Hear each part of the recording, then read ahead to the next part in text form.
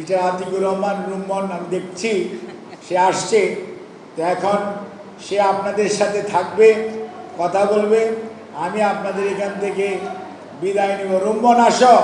ফার্মেসিতে বা মেডিকেল সায়েন্সে এখন মহিলাদের বা মেয়েদের উপস্থিতি ব্যাপক।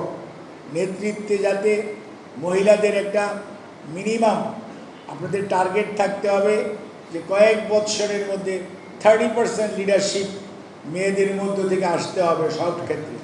সেই জিনিসটা হয়তো প্রাথমিকভাবে এখন সম্ভব না হলেও আমাদের একটা টার্গেট থাকতে হবে। রাজনীতিতেও কিন্তু এখন 30% অ্যাচিভ করতে হয় আরপি অনুযায়ী। সব রাজনৈতিক দল সেটা চেষ্টা করছে। আর এই দেশে অর্ধেকের বেশি জনসংখ্যা নারী, কাজেই তাদের ক্ষমতায়ন, তাদের এম্পাওয়ারমেন্ট বা তাদের সুযোগ সুবিধা কাজ করতে দেওয়ার ব্যাপারে কর্মক্ষেত্রে এটা আমাদের সবার দায়িত্ব এবং কর্তব্য। সেই দিকে আপনারা সবাই খেয়াল রাখবেন।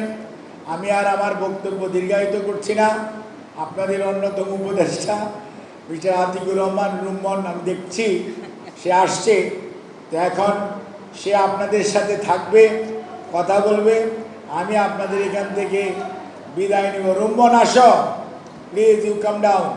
তুমি সুধা মঞ্চে চলে আসো। রুম্মন আতিকুর, আপনাদের অন্যতম উপদেষ্টা জনাব আতিকুর রহমান রুম্মন, আমাদের মাননীয় প্রধানমন্ত্রীর